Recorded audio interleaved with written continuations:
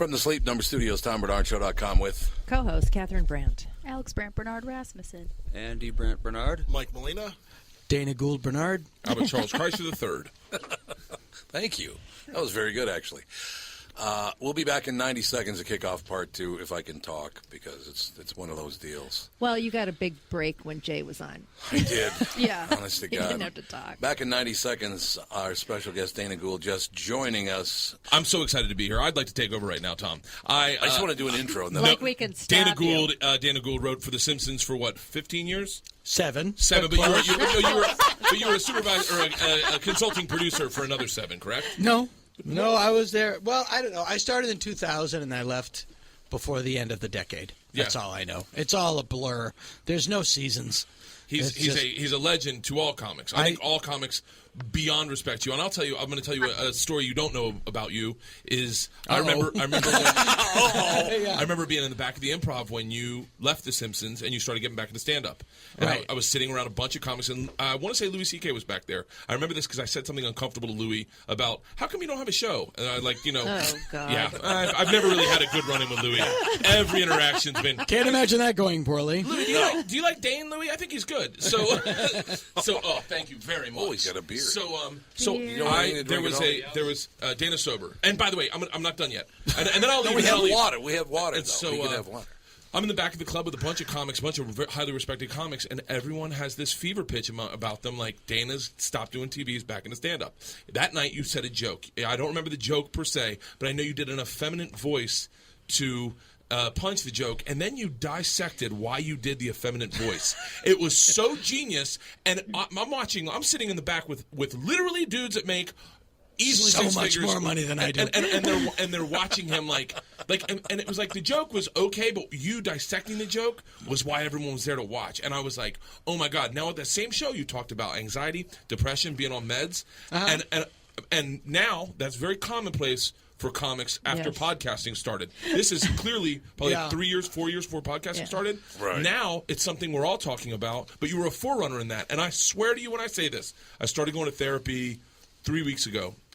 And because of guys like you, guys like the happy mental illness happy. Yeah. Paul, I can't remember. I had him on my podcast. It's fantastic, but it really is. I read your thing you wrote about Robin Williams when you wrote it, and it was just so touching and so poignant and so brilliant that I'm so honored to be in a room with you. And thanks. Like I said, I walked past you today and didn't realize. I just was talking to my phone about David Duchovny, and I got in the car and I heard you on the radio, and I was like, dude, I just missed Dana Gould. and your radio appearance, I was like, it was beyond fantastic. I literally sat there and watched you pull apart and make a great story. You're like, must be one of the most fascinating people to have dinner with. I just eat. I will. You're very sweet. You're very sweet to say all that. I am on meds, or as the ladies call it, catnip. I'm on hard off.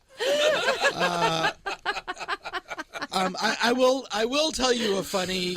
I will tell you a funny story of my storied career. Years and years ago, me, and there's a reason I'm telling you this story. It's not years and years ago. Me, 2 other guys were flown from L.A. to Chicago to audition for Saturday Night Live, and we all performed along with a comedy team from Chicago named Stephen Leo, who became Rudnick and Benvenuto, who wrote all the Santa Claus movies with Tim Allen. The first guy goes on, he does well. I go on next and crush. It was just one of those things where the building moved, and you never have. Say you have like 4 sets of those in your life, and it was just like The third guy went on, didn't do that well. He did okay, but not that well. It was the evening clearly had peaked. So the next day, I'm on the plane, and I'm thinking I'm gonna be on Saturday Night Live. This is what it's like when your dream comes true. How bizarre. I don't feel any different, but I'm going to have to, and I go right to my, I'm going to have to buy boxes. Do I keep my apartment? Do I not keep my apartment? And And I'm looking at the other guys that I'm sitting with that I auditioned with, and I'm thinking, Adam Sandler, Chris Rock, you're going to do fine. You're going to have careers. Now is not the time. Now is not the time to get too near my exhaust because you're going to get burned in the fire. So I have told that story ad nauseum.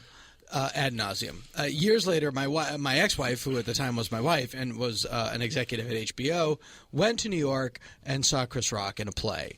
And afterwards, they're talking. Chris Rock says, how's Dana, blah, blah, blah. My wife comes back from New York and goes, you know that story you tell about auditioning for Saturday Night Live with Chris Rock? And I go, yeah. She goes, it's true!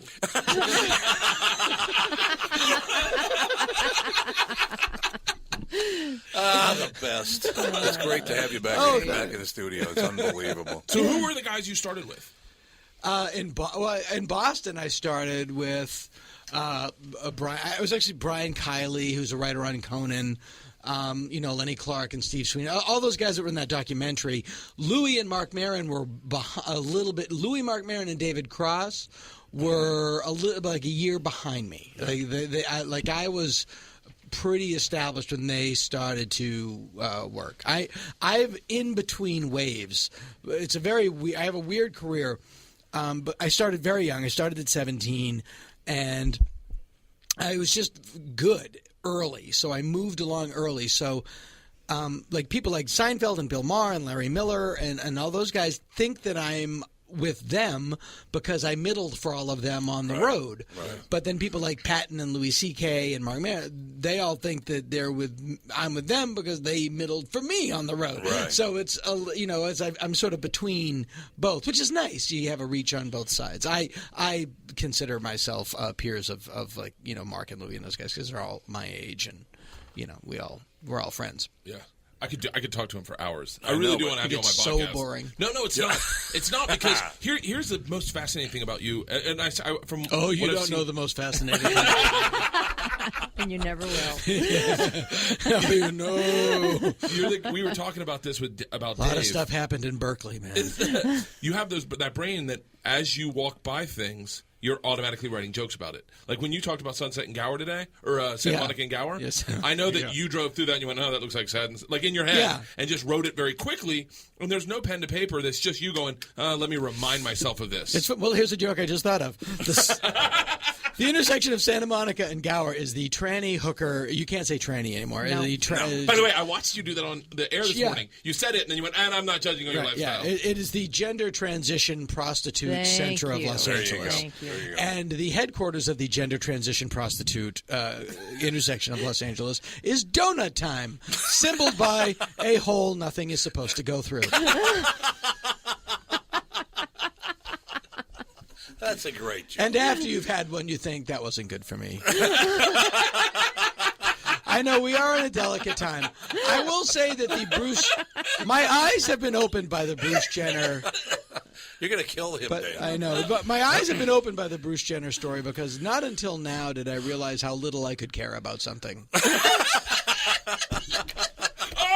Oh no! Don't electrocute yourself. It's all good. We're good. The rant you have about reality television is fantastic. It's a meme now. It's a long-winded meme because memes are usually two words. Right. But you said reality television is. I'm not going to put words in your mouth, but it is. People who aren't actors being put into situations created by people who aren't writers, and they're second-guessing what they think you'd like to see them do if this were a real situation, which it's not, and you're passively observing this. You're watching an amateur production of nothing. So it's like a photo of a drawing of a hologram. And that's the irony of Bruce Jenner. It's like now Bruce Jenner demands all of the privacy and the dignity that his family is so famous for craving. It's like the last time I saw you were going into a toilet with a film crew, and now you want dignity and privacy. Well, don't forget. I mean, the guy has just killed someone too, which nobody mentions all of a sudden. It's an inconvenient truth in the story. Absolutely. And people.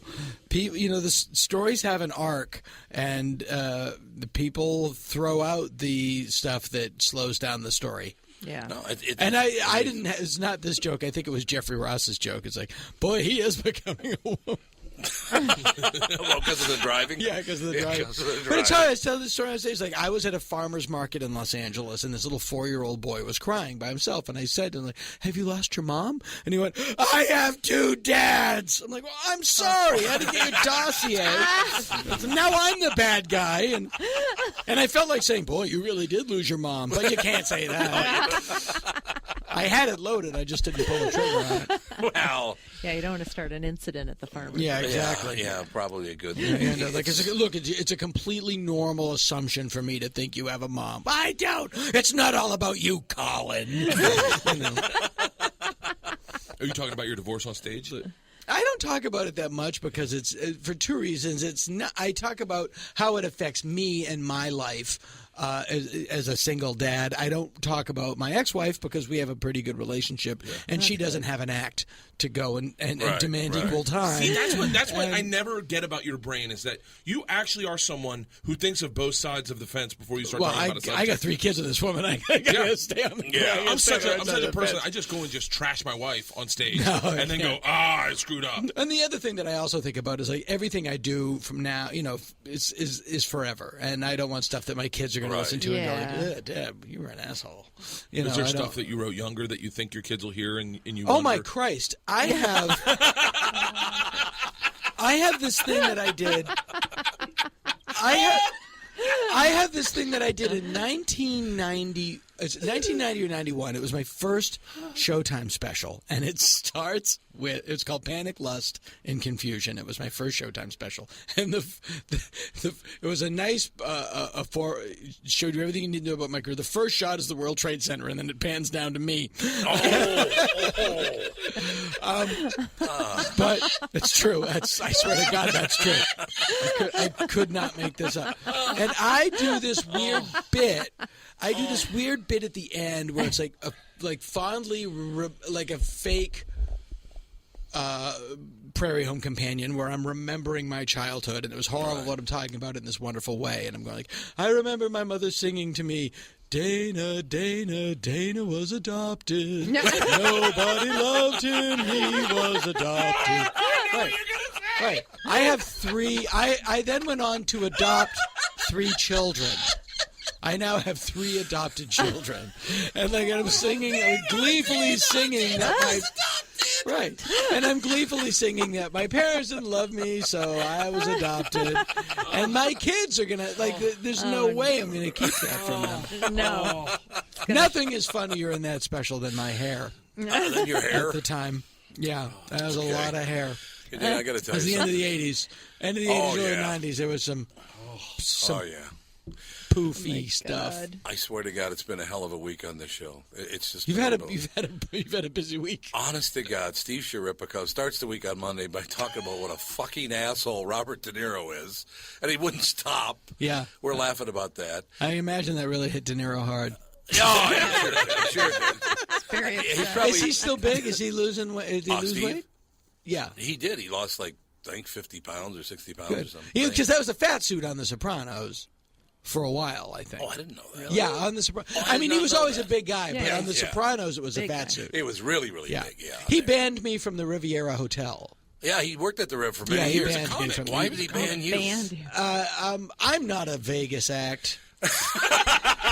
That's true. That's a good See point. what you just said about dissecting the joke. I'm not a Vegas And act. it was me and me and a juggler named Daniel Rosen, and he had he's a nice man, but he drove me bananas, and he was like a clean cut guy from like a white, wealthy Republican family that wears a biker jacket, Oh, but yeah, it's yeah, pristine. yeah. You know, it's like anarchy at Macy's. Wait. So he No, I had can't a wear it. shill. Bird has to eat now. He had a shill in his act where at one point he asked the audience for like the name of a city, and his wife would always shout out the name of the city, so he had all the jokes about it. And he would do the thing like he would do the same fake mistake every night. Oh, yeah. Like, let me pick up my penis. I mean, my juggle. You know, just everything I hate. Everything I hate. I do hate that, too. So I can't made tell this you. point of starting to I talk hate. to his wife as it was getting into the point where she had to shill. I like Like, it. so where do you guys living now? You live in Buffalo?" It's just like, and she would like try to be polite, but I can't right now. Right, and then. Go ahead. Finally, at the end of the week, I really hated my time there. I wasn't happy, and so I went on stage with my underwear on the outside of my pants, but never alluded to it. That was it. It's a good look. That was it, and just to see if anybody would notice, because nobody was paying attention, and Steve Schripp like, "You disrespected me."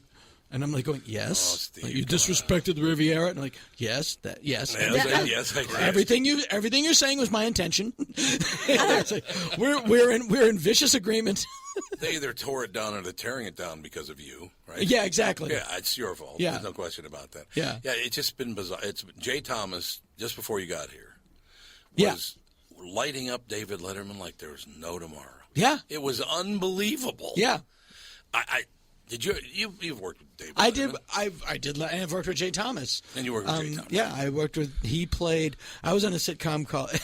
I am like talking to a tree. Back in the 40s, there was a sitcom called Working with Fred Savage. I remember that was the sitcom. one, and I was on that cast. That wasn't too long ago. What was that, like 2004? 97. No. 98. Yeah. And Fred and Jay played Fred's dad. Oh, on yeah, that show. Yep, So, absolutely. I got that. What was the name of the show? Working. Yeah, And it 97 to was- 99. It was The Where Office is it? before The Office. Okay. Yeah, it was called Working, and it wasn't, and got canceled. But Fred Savage was on that show, Arden Marine was on that show, and Steve Heitner was on that show. I remember And we it. are all still very close. Arden Marine and I are sometimes comedy partners now. We have a show in L.A. together. That's wonderful. You want Yeah. some pizza, Dana? No, I'm fine. Thank you very All kindly. right. So, Dana, I have one question, and then I'll get out of your all's hair. So, What are you eating? You're having pizza and beer? You couldn't be happier right now. I wish I could stay. So when your brain is interesting enough that I know it dissects everything, and every job you're going to find crappy stuff about it. Like I work on Travel Channel, I can find stuff on a show on a network called Travel Channel. Oh, okay, yeah. I have a show there. I've worked there for 6 years. You ultimately can dissect it and find the thing about it. The Simpsons obviously is like the greatest job in the world. Everyone always thinks that's going to be the greatest thing. What was the thing that you Tell that to Harry Shearer. Well, yeah, right now, yeah. But like, what was the thing where you started noticing hackneyed trends or paths that were crossed over so much that they started to drive you nuts? With The Simpsons specifically, there's three elements that really came to play and why I left the show. Is one of them the increased amount of guest cameos? No, that was great. Really? I did a lot of those. Yeah, I wanted to meet people. Oh, well, that's true. It's like, why was Elvis Costello on the show? Because I wanted to meet Elvis Costello. This show's porn star heavy. I know. Yeah, that was the thing. Like, should have been porn stars. I met Patrick McGowan. See, I showed my age there by laughing at that. Yeah, but he was on the show. He played the prisoner, and I met him because of it. He couldn't have been nicer. Oh, I'm glad to hear that. Homer went to the island. I swear to God, I started laughing. I in an realized nobody else episode- is reacting, so because they don't know what the It you was and I an know episode you're- called Homer the Drudge. Yeah, and at the yeah. end he goes to the island. Oh God. And that was the first joke I ever got I just started there, and it was the first episode I got a joke on the air in. But I'd been there for 7 years, and I'm a bigger fan of me than I am of the show. So I did want to go back and do what I do. And, Right. Was there a point, and not to stop you, but was there a point that you'd get a joke so good you'd save it for yourself, or did you give them everything? No, because it's not the same thing. Okay. It's not the same Okay, thing. I'm sorry. Keep going. No, Eat your we're pizza, just Bert. talking. I'm obsessed. No, and I've he come is up obsessed with... with you, by the way. So That's very sweet. And I've come up with I have jokes on the show that I love that weren't like massive jokes, and there are jokes in episodes that I wrote that I think are brilliant that I didn't come up with. I mean, there's it's because it's a group. My favorite joke that I wrote was in an episode called "The President Wore Pearls," where Lisa became the student body president, and it was a parody of Evita. And at one point, Principal Skinner says, "Lisa Simpson is out of control. She's like a female Eleanor Roosevelt." I remember that line. Andy liked that one. Andy liked that one. I liked that one. That was mine. I was proud of that. But that had happened, and I kind of felt like I was getting a little punch drunk.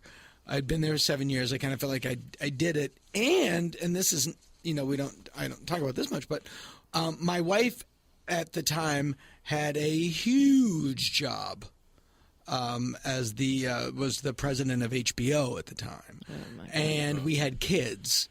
And I did think somebody's going to be home. So what I thought was, I'll leave here. I will write movies, which I can get paid to do from the house, and then I'll go do stand-up, a couple weekends a month, and I'll call back. And that's my ex-wife calling, saying, "Don't tell them what I do for a living." And so that was also there was a lifestyle choice, and then I did write 3 movies that took forever to write and that didn't get made. It was really frustrating. Oh God, that's got to be so frustrating to sit and write, and then you see the shit that they do. Oh make. my God. I don't see how. Oh, I'm not saying the stuff I write wasn't shit. I wrote the Sigmund and the Sea Monsters movie. What happened to it? I went in. This is just very typical of show business. They wanted to do a movie with Sigmund and Sea Monsters. Jimmy Miller, who represents Jim Carrey and Will Ferrell and all those people, he's a giant show. His brother Rich who lives here. Right. Right. Old friend of mine, my old manager, great friends, and he's like, what do you want to do? You write something for us? And I had a 2-script deal with his company, and one of them was Sigmund and the Sea Monster, and I met with Sid Marty Krofft, and I said, I would like to do the Gremlins with tentacles. I don't want to do a kids movie. I want to do a tween action comedy.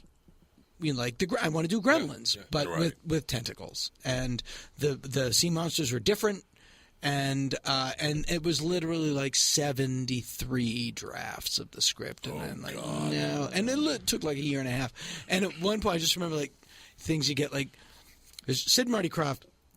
Sid Krofft. Dana, you know what we do? Look, I came up with H.R. Puff and stuff. I was 20 minutes. It was 20 minutes.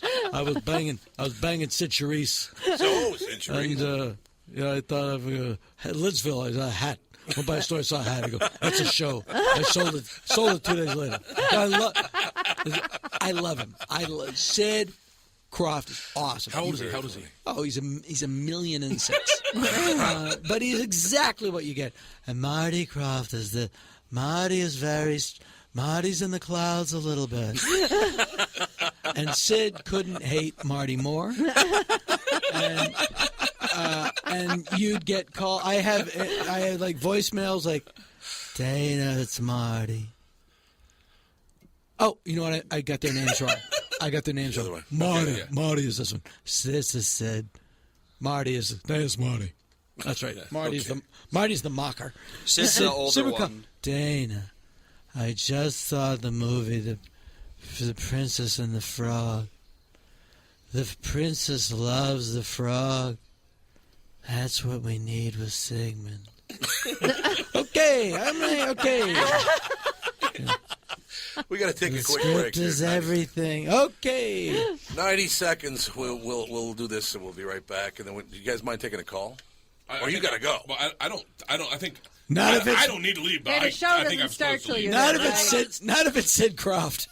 Whatever you want. No, I don't. Well, know. yeah, Dana, Sid Krofft, don't make fun of me. Hey, listen, by the way, Dana, I was talking to the man. Yeah. No, we'll find out who it is. We'll make sure. Charles Nelson Riley's a genius. Back in 90 seconds. Is that text you're sending so important that you missed your turn? Is that text you're sending so important that you ran the red light? Is that text you're sending so important you didn't see the ball coming onto the road or the child that followed? Hi, I'm Mike Bryant from Bradshaw & Bryant. When you take your eyes off the road for even 4 seconds, your vehicle travels 100 yards. That's the entire length of a football field. If you absolutely have to text, you need to pull off the road somewhere safe and do it from there. Texting and driving is against the law and can cause serious injury or even death to you and others. Now that is important. We hope you're never injured in a collision, but if you are, please contact us. Find Bradshaw & Bryant, personal injury attorneys at minnesotapersonalinjury.com. Going farther with Mike Bryant on your side, seeking justice for the injured. Bradshaw & Bryant. Tom here. For years, you've heard me talk about my friends at North American Banking Company. They have great online and mobile banking options, plus friendly employees who are always ready to help. And with their location in Maple Grove now open, it's even more convenient for me and my family. Go visit my friends at any one of their 6 Twin Cities locations or go online to nabankco.com to learn more. Why not bank with my banker? North American Banking Company, a better banking experience, member FDIC, and equal housing lender. You all have helped build My Pillow into the incredible company it is today and have trusted in Mike Lindell to give you a great night's sleep. Mike's latest incredible deal is on the Giza Dream Sheets, which you've heard me rave about before, that's for sure. These sheets are made from the world's best cotton, Giza. They are ultra soft and breathable, yet extremely durable. Right now, the Giza Dream Sheets at its lowest price ever. These sheets are 60% off, coming in as low as $39.99 with promo code TOM. This is the best. This is my favorite I've ever had on the show. Easy. What's that? I'm having so much fun. I could listen to Dana talk all day long. Do you realize that I've kind of co-hosted you? I have no problem with that. So you're taking over the whole goddamn thing. I can't help it. Now, you have a wife and a podcast. I just have the podcast. No, wait, Dana, do you have guests on your podcast, or do you just talk? No, I have guests. I could listen to you just talk. I do. I have Eddie Pepitone on a lot. I love Eddie Pepitone. Brilliant. Yeah, I love Eddie. And Eddie goes. And he dresses well. He dresses. His car used to scare my kids. Like his old car looked like a car that was put out. Like, it was on fire, and they put it out, and he drove it anyway. I love Eddie. And we'd do the podcast, and we used to do it back when I lived in the other house. His car would be in the driveway, and my kids would come home from school, and they would, walk around. It should be surrounded by police tape. Now he has a nice car. He's in London this week. He's doing a show. Eddie is. But Eddie's brilliant, and what I love about Eddie is Eddie goes for everything. Eddie is a true improviser. Eddie leaves nothing on the table. Right. Everything. He goes. What I do on my podcast is I record 2 separate interviews, edit out all the chuffa, cut them into 5 and 6 minute segments, and then I hopscotch them back and forth with music in between. Oh, that's great. Like That you're is at a a good party idea. listening to 2 different conversations. Right. And then I'll have a journalistic piece that I just write and record in the middle of it. I told a story of Fatty Arbuckle this time because it was just an interesting thing that not a lot of people know. Well, that's kind of a negative part. But it's not. He didn't do anything. Oh, he didn't do it? He didn't do anything. See, I never knew that. I thought he did. He was completely innocent. Unbelievable. Unsuccessfully railroaded 3 times by the very crooked DA of San Francisco. That's the brilliant thing. I It's a read great parts story. of I Am Fatty by the guy with dude the from heroin. The Thing. Yeah. I know him. The dude from the thing. The guy that wrote. By the way, that's the best way. Yeah. The guy that wrote Jerry Stahl. Permanent Midnight. Ben Stiller's. Oh, yeah. Wrote Permanent Midnight. Jerry Stahl. And then I have another thing with Ladies John and Ennis that we do gentlemen, another thing we do called Political Talk with 2 Guys from Boston, which is a little mini podcast, which is That's fabulous. but it takes I do one every 5 weeks. Is it for the money? It's for Yeah. the money. That's the name of it. Is for the money. Isn't Yeah, it? I'm almost not losing money on it. I'm not lying. No. This show, the first, Yeah. Yeah. quite a bit. Oh yeah, tons. Yeah, I'm it's a literally lot of dough. and it's my show is a ripoff of a guy in L.A. Called Joe Frank, who used to do shows on public radio where he would just tell these weird stories in a monotone with music under them. Okay. And you'd have to listen really closely, and they would get weirder and weirder and weirder and weirder. And it was in the early 90s, and he's online. You can get all of his stuff on the internet. And then it's sort of a cross between that and This American Life. I wanted it to be something unique. I wanted it to. So let's do this. For people listening, and I'll tweet it out too. If you could say 3 episodes of your podcast that people could listen to and then could get hooked to your podcast, get it, and start listening to all of them, what would be your top 3, your best 3, you think?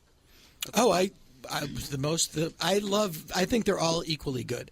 There was I'm not one. That way. Mine all suck. There's mine. I look at the one with Bill Burr is good. Everybody. Yeah, there's one with if you know Barry Crimmins. There's one with. I interviewed Barry Crimmins, and that was very heavy duty. I think that episode is called Heavy Duty. That's got some serious stuff in it. That's been the most downloaded episode. But they're Mine's all always funny. with Joey Diaz. Anything with Joey Diaz, gets an instant 100,000 downloads the first week, and I'm just like, literally. Wow. And then that's when I have all my meetings, and I go, I have a top 10 podcast. Yeah, and everyone's like, really? That's fascinating. Now, did you look at the podcasting format and decide what you wanted to do, or did you just start doing it and that just came out of you? No, I didn't do it until I had an idea. Okay. And then I had an idea, and I thought, I know, I'll steal Joe Frank's idea. Now we're talking. Yeah. Now we're talking. Yeah, but it did become my idea because I'm a sloppy stealer. Man, whatever. Whatever works. Who do we have on the phone, Andy? We have Mike from Blaine. Mike from Blaine. Dana Gould's here. I'm kidding. It's Sid. It's Sid. Sorry. I called in because kids love Sigmund, Dana. Go to bed, Sid. What color were the pills? I don't know. They were like yellow. Mike. Hi, Mr. Gould. Hi, Mr. Kreischer. Hi, how you doing? Hi. I was just wondering, Dana, if you'd like to talk about Up Yours, Nolan. Up Yours... Nolan. Nolan? Do you mean Nolan Knows Best? Yeah. Oh, sure. Two different things. Nolan Knows Best was after I left The Simpsons, I did a special called Let Me Put My Thoughts in You that is now available on vinyl because I know where the money is. Exactly. But we're actually selling them after the show. Dan Schlazell from Stand Up Records right here in Minneapolis. Oh, he's a great dude. He's the best. He's a great dude. Produced all my CDs on vinyl. And we're selling Funhouse and Let Me Put My Thoughts in You on vinyl after the shows at Acme Comedy Club this week here in Minneapolis, Minnesota. That was basically a very autobiographical hour about my life in The Simpsons as a parent and a husband. ABC saw it and said, "That's a show. I think that's a show." So I wrote a pilot, and it got made about what if my dad had to come and live with my wife and my kids. I played me, and my father was played by Brian Dennehy, who was perfect casting for my dad. God. And they spent $1 million, and I got it made, and they didn't pick it up. So it's just like, isn't that amazing? Keep going on. That's how it works. $1 million. Probably. It happens all the time. It happens all the time. It just finished happening last week. Oh, really? Yeah, because the pilot season just ended, and the upfronts are going on right now. But I had a great time, and I became friends with Todd Stashwick, who's a big actor who played my brother, and we ended up becoming great friends. And it's all in the journey, and it's all like I don't ever regret not getting Saturday Night Live because absolutely. I had just started dating my wife, and if I had gotten Saturday Night Live, we probably not would have stayed together because she lived in L.A. and I would have been living in New York, and I would have been inundated with shallow women, and I wouldn't have my kids. So that was a pretty good trade. Absolutely. It's all. I don't really regret stuff like that. I'm excited about whatever I am doing next. Okay, so then that's a great question. What your 5-year plan? Am I a mess? Thank you. I don't have a 5-year plan. No. But like if you could 5-day plan. If you could plan it out, would you like to? Dana Gould owns the special market, and stand up is your thing. Stand up's where you make your money. Okay. No. Showrunner on a major sitcom. Stand up is my golf. Is my golf. I just do stand up because that should be a T-shirt. I just do stand up because I enjoy it. By the way, I'm focusing way too much on my golf. Well, I'm on the putting greens every day. Right now, I'm writing. I'm writing 2 pilots. I'm writing a pilot for IFC, which is an idea that I had. And I'm doing it at IFC because it's the only place I could do the show, and it's a pilot, so it might not go. Too. Great place. And my friend Pete Aronson is one of the head guys there. It's the only way this could have ever gotten made. Mm-hmm. It's an idea that I had. What if my father was Buffy the Vampire Slayer. Oh, fuck yes! Why isn't more shit like that out there? And it's like when I heard about Abraham Lincoln killing vampires, right. I'm like, that's what I'm fucking talking about. Right. Let's go fantasy in this bitch. Won't his first show be great tonight? But I play my dad in makeup. But the makeup is brilliant. The makeup is done by KNB Effects that do The Walking Dead. Like I can show you the photo. You don't know that it's me. I hate your brain. I hate your brain. My brain is literally treading water as you're Ryan Phillipsing. You don't want my. Michael Phelps. Sorry. You don't want my There brain. it is. You don't want my brain. Trust me, you don't want my brain. Well, we the same brain that makes the good stuff makes the bad stuff. Well, we talked about that this morning. It's very true. And then I'm trying to find a picture. And then the other thing, I'm not even sure if I should be talking about it, but I guess I am. I redeveloped the Jetsons, so I'm doing that right now as an animated series, but it's very different. They now live below the clouds in Blade Runner. In Blade Runner. Up. Yeah. So where do your ideas come from? Like, do you dream? No, I see them. Do you dream though? Yeah, I dream, but it's Do you have good dreams? it's mostly a lot of dreams about donut time at Santa Monica and Gower. No, my dreams are all working. No, what I see stuff, and then it that's George Jetson's ass. Well, thank you. I see stuff, and then I just describe it. Ooh, that's great. Because I feel like I wrote for a while off of mishearing things. Like I'd Yeah, I mishear what people understand. said. But like your brain comes up with the stuff that I hear as a consumer and get excited for. But I don't think, I never see the obvious thing in front of me. People have to point it out. Like, the best episode of The Simpsons that I wrote was called, not the funniest, the best, was called Goo Goo Gai Pan. And it was a story about the Simpsons going to China to adopt a baby for Selma. Yeah. That was actually the name of the Itchy and Scratchy episode in that episode. Oh, was it really? I think Really? so. He seriously, I think, knows remember, everyone. Dana, Well, you would know. No, you could be right. You could be right, because that wasn't my title. You know what? You're right. I'm thinking of Mugu Gai Pain. Mugu Gai Pain. Very good. They did that I know joke it had an twice. itchy and scratchy in it, because there was a time when I was the only one arguing, because they had fallen off the roster a little bit. And I kept going, no, they're great. They fill time.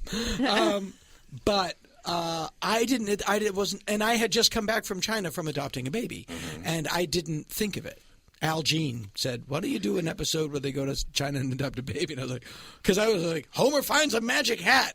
You know, I'm always overthinking everything. And Al said, "No, why don't you just do that?" And I was like, "Oh, okay, Al." And that was the best. That was I think the funniest one I wrote was the first one I wrote, which is called Homer the Mo. But REM is in, and that my son is, that's based on my dad. My son knows every single thing you've ever done. Well, for a period of my no, life, he doesn't. Oh, no, he doesn't. for a period there, I would come home, get in front of the TV, and be there for 8 hours. Yeah. That was like my You watched a lot of television. my childhood. Yeah, I was like that too, but it was Star Trek. Yeah, exactly. Can I tell you what's more fun than that? Is those books they sell at Barnes & Noble's under the humor category that are all the Simpsons episodes kind of on a page. We have them in the writer's room because we're constantly referring to make sure we didn't do it already. We have all of those books in the center of the table in the writer's room. It proves that it's the funniest written show, because I remember sitting on my toilet on McDougal Street reading those, and when Lisa says, "Dad, I think he's going to sell this elephant. I think he's going to sell Stampy for Ivory."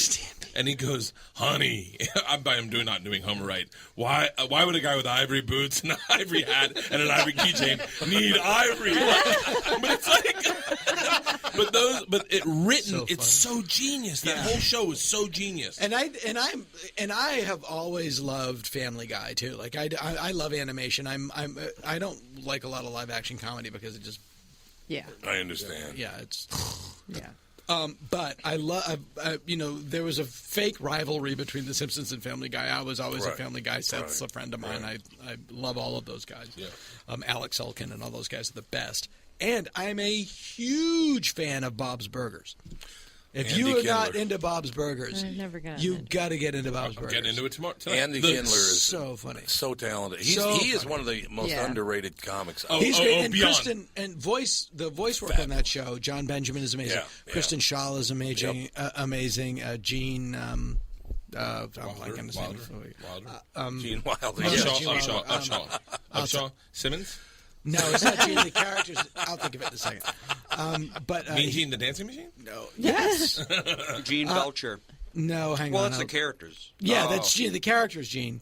And I'm just blanking on his name because I have Eugene Alzheimer's. Merman. Thank you, Eugene Merman. Oh. There's a voice on it. Kristen Shaw's brilliant. It's just such a great show. It's a really funny show. And that's Venture Brothers, too. Like, that stuff just makes me happy. Yeah. Like, the Venture Brothers kills me. Do you laugh You like out loud? Adult Swim, then? Yeah, totally. Yeah. I love Adult I Swim. love some of Adult Swim. A lot of stuff is geared towards stoned 17-year-old kids. Very and much Yeah. so, yeah. I suppose that's true. Like, The I tried surrealism? I tried to watch Squidbillies, and I'm like, okay. Or I can go through the closet and throw out the old coat hangers. I get as much. Okay, here I'm gonna ask the question that's probably this is the comedic N-word, just so you know. What about Tim and Eric? I enjoy them. Do you laugh out loud? No. No, I don't. I like them. I like them too. I like them too. And I appreciate what they're doing. Yeah. But I'm not laughing the way I laugh like at Zach. When Zach does his stand-up or Zach does anything, and I have laughed out loud with them, but like I just always wonder, It depends. I mean, it's hard to reinvent the wheel if you don't have a wheel to compare it to. Well, that's true. You know what I mean? But it's true. No, it's it's like a good point. I need to be on Earth first for that to happen, and then once it's like, but I love Monty Python, so it's all personal taste. It's all personal taste. It's funny. I don't like this term because I'm a grown man, but my girlfriend is not in show business at all. She's a pediatric nurse, but she's like, my sister and I went to Vegas and we saw Frank Caliendo. We thought he was great. I'm like, good. I'm glad. We were listening to Dane Cook and we thought he was funny. Great. You don't have to share my taste. She's like, I'm not like, okay. Why are you dating a high schooler, though? She got me into Bob's Burgers. Like she got a great sense. She has an amazing sense of humor. Don't Google my stand-up before you do my podcast. It's very lowbrow. But she loves my wife's favorite comic's Jimmy Schubert. Jimmy's a great guy. So randomly loves Jimmy Schubert. But I get frustrated because Jimmy does like one joke about he did one joke about the president having we're getting a black president. What is he gonna have? 20s on the airplane then a thing? And I was like, and my wife's like doubled over, and I'm literally like, seriously? Yeah. Oh yeah. That's very weak, Jimmy. Like Jimmy can get better. Like, Jimmy can. No, I explained to my girl. I was like, look.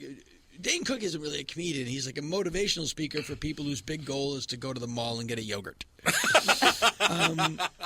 That's true. This is what I fucking love about you. but she's like, but she loves like her and her sister is like Jim Gaffigan is their favorite. Right. Gaffigan's great. Gaffigan's awesome, and like he is. they Great guy. went to see him at a casino, and he made me look great. Like they went backstage. He's like, who's here with Dana? And they like. So I look like I'm cool to them, and and he's great. And I like stuff that's funny. That's why I loved Mike Scully, who hired me on The Simpsons. Oh yeah. Like Mike and I would talk about how much we love the Ghost of Mr. Chicken, the Don Knotts movie, because it's hilarious. It is hilarious. It's hilarious. Don Knotts is Andy hilarious. Griffith is hilarious, and if it's funny, I laugh. One of the funniest lines in the history of television is Don Knotts and the Andy Griffith Show. Hey, Barney, how much you weigh? 130, 130 and a quarter. I'm up and down. That's a great show. That's a great goddamn joke. Voice. And I have. How about that one? Wait, you do a Don Knotts impression. I did. Yes, you did. I did it on the show. I had become odd friends with his daughter Karen. Oh, really? Yeah, and so it's Don Knotts and long brown hair. It's like meeting Mick Jagger. No. No, she doesn't. She's a lovely woman. But long story longer, I was telling her, like, I think the funniest thing I ever did was when Barney had to recite, as part of his secret civil service test, had to recite the preamble to the Constitution. And it was like, it was Barney. He's like, I know it, Ange, I know it. He's like, all right, I'm not going to help you. Hey, I don't need any help. I'll just get you started. Just get me started, and I'm good. And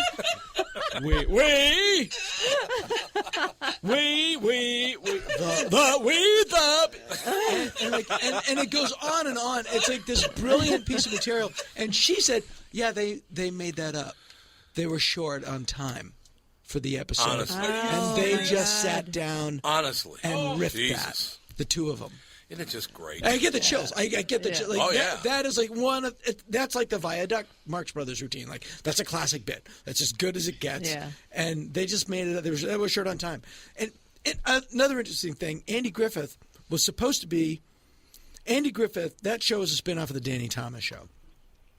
And Andy Griffith, at the Danny Thomas Show, they went to a speed trap town, and Andy Griffith is a very famous comedian. And he was like this sly Southern guy that like played dumb but was smarter than you think. And in the premise of the Danny Thomas Show, he was the sheriff in the town, speed trap. Danny Thomas fought the ticket, and he was also the judge. You know, it was just one of these great. So they go, this is great. This is a show. So they cast Andy Griffith as the star of the show. And then they hire Don Knotts.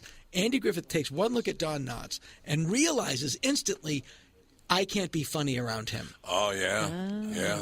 And instead of what 99% of people would do, firing Don Knotts, he said, I'll do this and let him go, which is a huge thing. And it was brilliant, and it worked. But that's a really underrated thing to go like, you know what, this guy, I can't fight this. I have to it's play wonderful. Opposite this. But no one will do that any longer. Nobody. I'll do it in a heartbeat. I'm so done. I'm not even that funny. I just laugh good. You know, we do have a good laugh. Seinfeld did it. Yeah, well, that's true. Yeah, Seinfeld knew if Michael Richards is funny and I'm on screen, I also get the credit. And the money. Yeah, it's true. And the money. Yeah. That's the other part. I'm going to take a break because they're going to kill me. Yeah, I know. I'm watching them stomp outside. They're going to fit. They're going to get mad at us. I'd like to plug my new show, Comedians in Cars Getting Abortions. You're not going anywhere. We got 5 more minutes with you. I had such a great time. Thank you so much for having me, Tom. This has literally been a blast. Thank you, Dana. Thank you, everyone. This has been... honestly, my shows are going to suck, but this is worth it. Here, use it for we motivation. can tweet out about it if you'd like, I'll tweet a picture. I'll TomBarnardShow.com. have your thing. Oh, God. Honest to God, this 2 hours. Up there? This or that? The top one? That's Adam Bartley. Adam Bartley from Longmire. Oh, are we still on the air right now? The first. Yeah. He's from, Trip Flip starts June 2nd, everybody. Go on Travel Channel. Trip Flip starts June 2nd at 8 p.m. What's your show? On Travel Channel. Trip Flip. I take 2 people on adventures of a lifetime. The opening episodes, I think, are Tanzania and Vietnam, South Africa. I'm not sure, but Trip Flip starts June 2nd on Travel Channel. Trip Flip. Excellent. Trip Don't forget, tonight, tomorrow night, and Sunday. I wouldn't come tonight. God, they're going to kill us for my sure day is made. now. I just We're made dead. Dan that hard. My day is made. They're never bringing anybody I back. would come tonight. I did that gig when Scott Hansen booked it, and I had food poisoning. And I was on that stage drinking Pepto-Bismol. Yeah, I'll have food poisoning too tonight. And you're in that It's hotel. a different club now. It was Knuckleheads then. And you're in that club, and you're in that hotel. Like you can't open the windows. It's all Built a new repurposed air. hotel too. And all I wanted, I remember, like the day after, like I could only eat, like I just want fruit. I can't have anything else. There's no fruit. I had to like get Raisinets and wash the chocolate off with a toothbrush. It was just like, You know Orny Adams? I do. Yeah. You guys know Orny? Yeah, of course. The first time he played the club, and I'm not even going to mention it because Rick Brownson's a great guy. But anyway, somebody jumped off the parking ramp to their death. Yep. Oh, yeah. During his show. It was good seeing you guys. 2 shows tonight. Check the B parking lot. Yeah, check the B parking lot. All right, I'm leaving. I'll leave Bert, you guys. thanks, Thank you man. so much. Yeah, you got to get out of here. Best. Get out! I sent you the email, Dana. Okay, please do. We'll take a break, come back, we'll wrap it up with Dana Gould. I appreciate it. From the Sleep Number Studios, TomBarnardShow.com. When you go to a restaurant, you expect the chef to be an expert. You expect your auto mechanic to be an expert when it comes to fixing your car. You judge them both by the results of their work. Josh Arnold is an expert in investments and planning your financial future. Josh Arnold is my expert, and he should be yours, too. I talk to Josh every week, and he understands the market and the economy, and he knows how to plan for your retirement. Don't put it off another day. The man with your plan is Josh Arnold. Call Josh now for a no-obligation 48-minute evaluation. You've got nothing to lose, and you'll have an expert planning and managing your financial future. Call Josh at 952-925-5608. That's 952-925-5608. Investment services offered by Josh Arnold Investment Consultant, LLC Security Investment Advisor. Past performance is no guarantee of future results. All investments involve risk. All comments and opinions are Josh Arnold's and do not constitute investment advice. Tom Barnard is a paid endorser. It's been a hell of a week, and what a great way to wrap up the week having you in studio. Oh, yeah, it's Friday. Every time you come here, for some reason, there's this magic thing that happens. Last time, like I said, it was Gilbert. Oh, that was the best time I've ever had on an interview. Oh, it's just amazing. So Gilbert and I are on this weird chain, like email chain. Yeah, you told me about that. Yeah, it's like with Drew Friedman, the cartoonist, Scott Alexander, Larry Karaszewski, the screenwriters, Leonard Maltin. Oh, I love Leonard. And he's a great guy. He's really good guy. And we it was just every day we'll like talk about obscure celebrities and Dwight Fry. Well, that's very but I just found a weird photo. I put it on my Tinder, not my Tinder.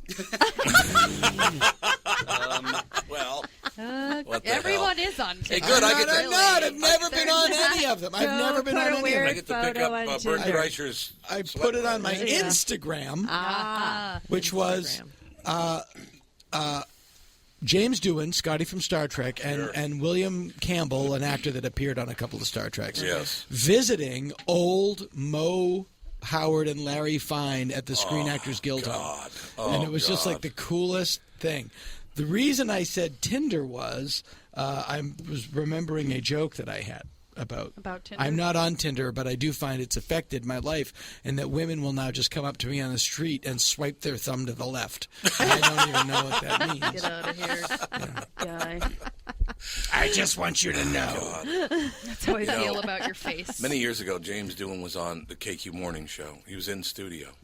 I don't know what he was in town for, but he was in town for some reason. He was in studio, and I said, I try to. Did you mention Shatner? Yes. Which I didn't know. Dumb move. Well, Dana, you're right, but I didn't know. Yeah. And all I got was, he's not a nice man. That's exactly what he said. It was hilarious. Yeah, we had him on the Ben Stiller show. Oh, my God. And Shatner had just done that very famous SNL sketch, Get a Life, move out of your parents'. Yeah. And I walked up to him and I said, I told him, which was true. I was like, Scotty was my favorite character. Yeah, you're my favorite character. He couldn't have been nicer.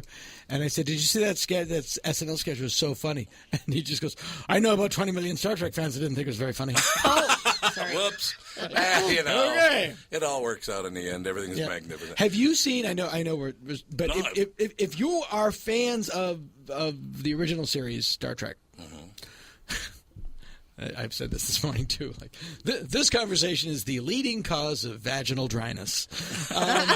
If you are a fan of the original series Star Trek, there's a thing online called Star Trek Continued, which is this guy in Georgia who makes new episodes of the old series that are flawless. Really? He edits them together? No, he shoots them. Oh. He built sets. Wow. They are shot, lit, scored perfectly. He plays Kirk. He plays Kirk without playing Shatner.